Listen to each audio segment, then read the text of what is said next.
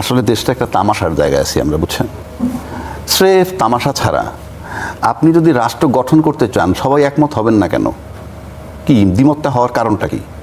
আপনি জুলাই অভ্যুত্থান হয়েছে বলে আজকে নির্বাচন হয়েছে। জুলাই অভ্যুত্থান না হলে তো 2029 সালে নির্বাচন হইতো।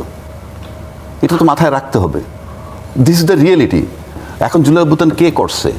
এখন প্রেসিডেন্টের সাক্ষাৎকার এস্টাবলিশ করে দিয়েছে জুলাই অভ্যুত্থান শুধুই ছাত্ররা করছে। কারণ প্রেসিডেন্ট কি বলছে সাক্ষাৎকারে? কি বলছে? যে বিএনপি আমাকে সহযোগিতা করছে। মানে তা না হলে সে ক্ষমতা থাকতে পারতো না। তার সাথে 3 বাহিনী তাকে সহযোগিতা করছে, পরিষ্কার করছে। তো সে তো মনে করছে যে একটা বাহবা নিল সুন্দর কথা বলিয়া, আসলে এখন সে বিএনপির পক্ষপাতিত্ব চাচ্ছে। সে তার স্বপ্ন লোভ আছে এখনো। সে বলছে অলরেডি আমাকে যদি বিএনপি বলে আমি থাকবো, এবং তিনি বেশ ফুরফুরে মেজাজে আছেন।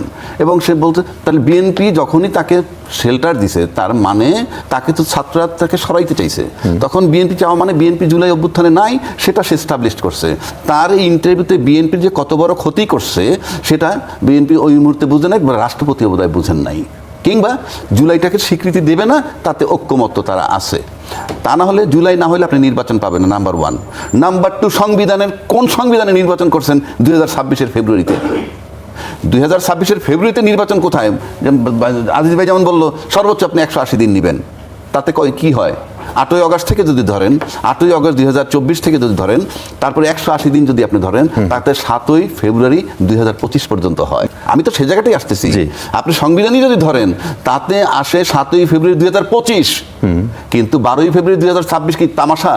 যে আপনি মানে আপনি যখন মন চায় তখন করবেন, সংবিধান কি এটা পারমিট করে? যখন মন চায় তখন তো করে না। আপনি সংবিধানে নাই, ফ্রম ডে 1 আমি বলে আসতেছি, তা আপনার সংবিধানে নাই। আর যদি আপনার সংবিধানে থাকেনি, আমি রাষ্ট্রপতিকে বলবো আপনি তো মারাত্মকভাবে সংবিধান ভায়োলেট করতেছেন। রাষ্ট্রপতি বলছেন ওই ইন্টারভিউতে যে আমি জীবন দিয়ে সংবিধানের ধারাবাহিকতা রক্ষা করব।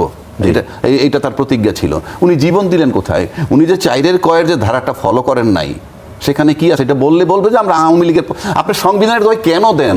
ওখানে বলা আছে সব জায়গায় বঙ্গবন্ধুর ছবি হ্যাঙ্গিং থাকবে। জি, মানে সমস্ত অফিস আদালত বিদেশি দূতাবাস ইত্যাদি সংবিধান 4-এর কতে।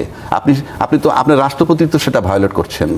আপনার ওখান থেকে 11ই নভেম্বর 2024-এ এটা নামানো হয়েছে, অথচ আপনি বলতেছেন আপনাকে 3 বাহিনী এবং বিএনপি আপনাকে শেল্টার দিছে। তাহলে তারপরে এইটা আপনি ফলো করেন না, আপনি তো নিজেই সংবিধান ভায়োলেট করছেন। 1, 2, আপনি জানতেছেন ইউনূস সরকার সাংবিধানিক না, you are supported by BNP and army. তো আপনি ও দিলেন কেন?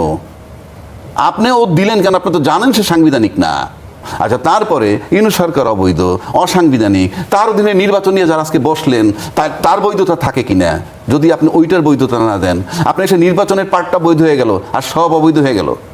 উনি যে নির্বাচনটা দিলেন এই টাইমটা, এইটা বৈধ হয়ে গেল আর সব অবৈধ হয়ে গেল। এটা তো সহজ না রে ভাই।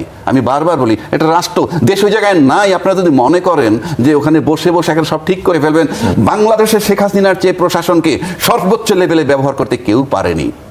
হাইয়েস্ট লেভেলে ব্যবহার করছে সে। বাংলাদেশে এ পর্যন্ত যারা এখন তার 30 ভাগের 1 ভাগও ক্ষমতার দাপট দেখাইতে পারবেন বলে এই প্রশাসন দিয়ে আমার কাছে মনে হয়। সেটা কি পজিটিভলি বললেন না নেগেটিভলি? আপনি নেগেটিভলি, আমি বলছি হাসিনাটা নেগেটিভলি বলছি, জোর করছে। কিন্তু আজকে যদি আমরা এই যে কথাগুলো আনতেছি এগুলো যদি নিয়ে আসি, আমি তো তাইলে আমাকে নেগেটিভ হইতে হবে।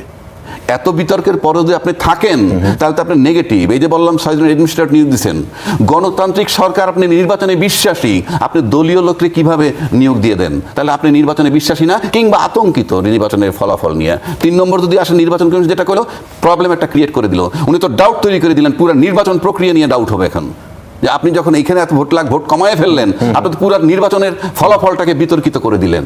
এই যে বিতর্কিত, এটার খেসারত কে দিবে? আমি আবারও বলছি রাষ্ট্র, এটা তামাশা না। মস্করা করতে বসছেন আপনারা। নির্বাচন কমিশন তড়িঘড়ি করে আপনারা নির্বাচনের ফলাফল দিয়ে দিলেন, 10,74,000 বাকি হয়ে গেল। এটা কি তামাশা? কি করছেন আপনি? 10 লাখ ভুল হয়েছে, এত প্রশাসন, এত কিছু। সুতরাং তামাশা না পুরা প্রক্রিয়া। এই যে মিথ্যা হইলে কি হয় জানেন? আমরা বারবার বলছি সিম্পল বৈধতা দিলে হইতো কি, ওই যে জুলাই ঘোষণাপত্র বানাইছিল এত বড় বড় রাজনীতিবিদ, ওইখানে যদি ঘোষণা করে দিত যে এই সরকারকে অন্তর্বর্তী সরকার হিসেবে ঘোষণা করা হইল এবং তার মেয়াদ 8ই আগস্ট 2024 থেকে 30 জুন 2026 পর্যন্ত দেওয়া হইলো এবং এর ভিতরে উনি একটা নির্বাচন করবেন জি। এবং নির্বাচনে হ্যান্ড ওভার করবেন। এই জুলাই ঘোষণাপত্র যদি থাকতো তাতেও তারা বৈধতা পান। 3 নম্বর, এখন যদি গণভোটের আলোকে আপনি সংবিধান সংস্কার না করেন, আপনি সংবিধানে ঢুকতে পারবেন কিভাবে? গায়ের জোরে, নিয়মতান্ত্রিকভাবে না। আমি আবারও বলছি, 142 অনুচ্ছেদে আছে কি 2/3 হইলে আপনি সংবিধানের সংশোধন করতে পারবেন, যেভাবে খুশি সেভাবে বলা আছে। আবার 7-এর খতে বলা আছে, 7-এর খতে বলা আছে এই যে 142-এ যা কিছু বলা থাকুক না কেন, এই প্রথম ভাগের সংবিধানের প্রথম ভাগ, দ্বিতীয় ভাগ, আরো কতগুলা জায়গায় কোনো পরিবর্তন করতে পারবেন না। সেই প্রথম ভাগের ভিতরে পড়ছে 4-এর ক, যে বঙ্গবন্ধুর ছবি সবসময়, শেখ মুজিবুর রহমানের ছবি সর্বোচ্চ ঝুলন্ত থাকতে হবে। কিন্তু আপনি এগুলি পরিবর্তন করতে পারতেছেন না, অথচ রাষ্ট্রপতি ভায়োলেট করতেছে। নির্বাচিত সরকার এখন যারা সংবিধানের দোহাই বারবার দিতেছে, জি। তারাও কিন্তু একইভাবে সংবিধান ভায়োলেট করতেছে 4-এর ক মোতাবেক। এটা বললে আমাকে বলবে আমি আওয়ামী লীগ সাপোর্ট। নো, আপনার সংবিধানের দোহাই দেন, তাই আমি বলতেছি সংবিধান মানবেন কোনটুক আপনি যেটুকু ভালো লাগে, ইউনূস সাহেবের মানবেন কোনটুক যেটুকু আপনার পক্ষে গেছে। কারণটা কি? ইউনূস সাহেব টোটালটা অবৈধ, মব ভায়োলেন্স করে গেছে, সব অবৈধ, শুধু নির্বাচন পোর্শনটা বৈধ। আচ্ছা। সেটাকেও 12টা বাজাই দিল এই নির্বাচন কমিশন, এইটুকু উপস্থাপন করে টোটাল নির্বাচনের ফলাফলটাকে উনি বিতর্কিত করে দিলেন। আচ্ছা।